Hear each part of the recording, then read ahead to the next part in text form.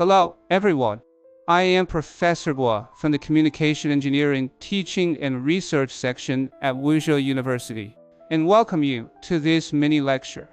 Today we begin Chapter 4, Frequency Domain Analysis of Signals, starting with Section 1, the Fourier series of continuous periodic signals. Our study will unfold along the following topics.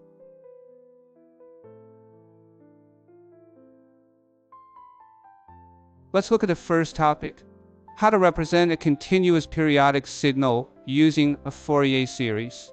You have encountered the fundamental theory of Fourier expansions for periodic functions in advanced mathematics.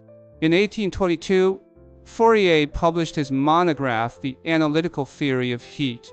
This classic work developed the trigonometric series methods previously used by Euler, Bernoulli, and others in special cases, and turned them into a rich, systematic general theory. Since then, trigonometric series have been known as Fourier series. Fourier applied trigonometric series to solve the heat conduction equation. To handle heat conduction problems over infinite domains, he further derived what we now call the Fourier integral. All of this greatly advanced the study of boundary value problems in partial differential equations. Next, we will revisit this topic from the perspective of signal decomposition in our course. The physical and engineering significance of decomposing a signal into a linear combination of sinusoidal components of different frequencies can be understood in two main aspects. 1. From the perspective of signal analysis, representing a signal as a linear combination of sinusoids at different frequencies provides a powerful way to compare and analyze different signals. 2.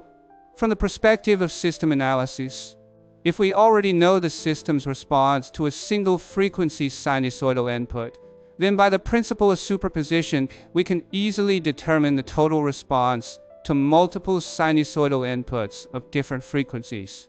Moreover, for each sinusoidal component, we can directly see whether it is attenuated or amplified after passing through the system.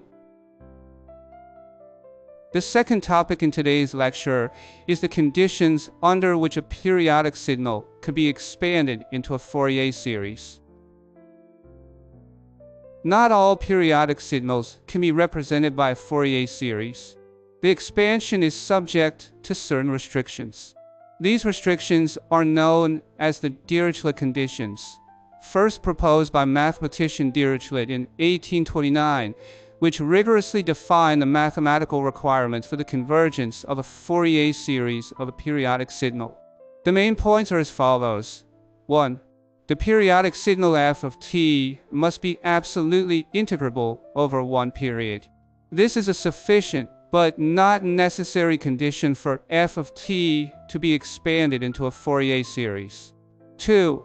F of t must have only a finite number of discontinuities within one period. 3. F of t must have only a finite number of extrema within one period. Among these, conditions 2 and 3 are necessary but not sufficient. The third topic in today's lecture is the exponential form of the Fourier series expression.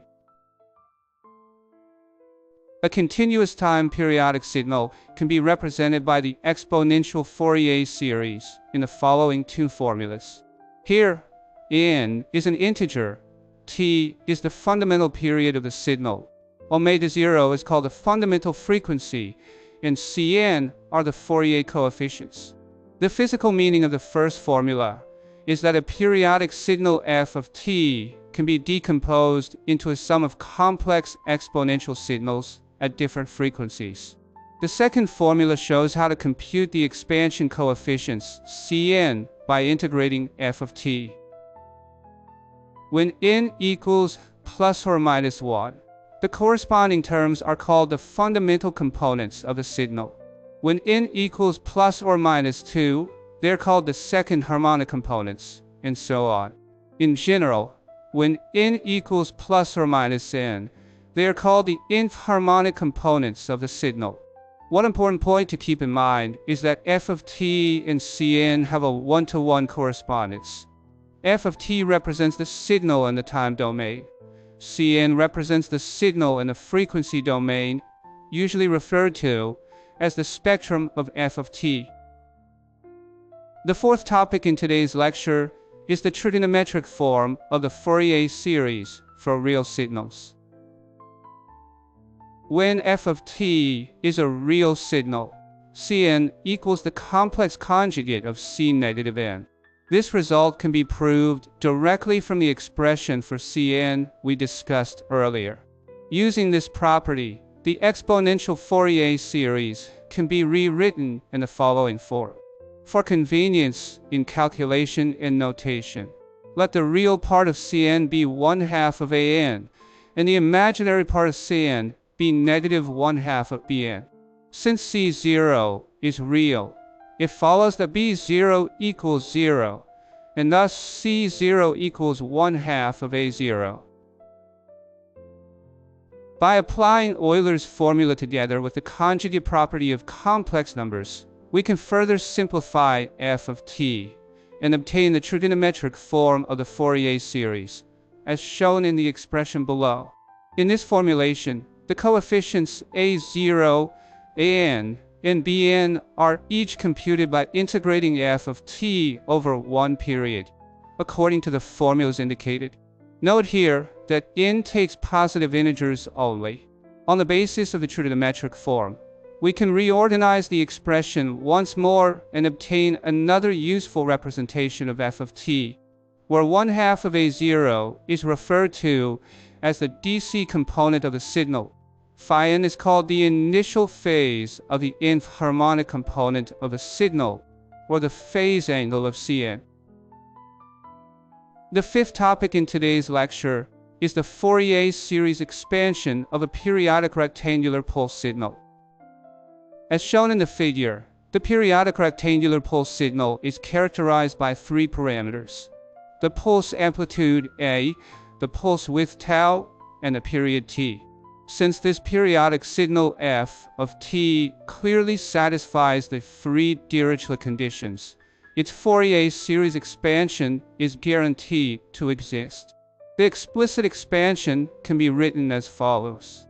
According to the general formula for the Fourier coefficients, we first compute the coefficients Cn.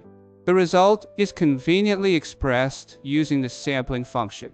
The Fourier series coefficients Cn obtained for the periodic rectangular pulse signal represent the spectrum of the signal.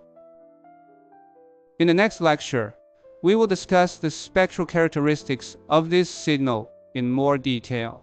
By substituting the computed coefficients Cn into the exponential Fourier series formula, we obtain the exponential form Fourier series expansion of the periodic wave f of t, as shown in the expression. Furthermore, by applying the trigonometric Fourier series formulation we introduced earlier, we can also derive the trigonometric form Fourier series expansion of the periodic square wave f of t, as given in the expression. Please reflect on today's lecture and complete the following homework exercises to consolidate the concepts learned and deepen your understanding. That concludes today's mini lecture. See you next time.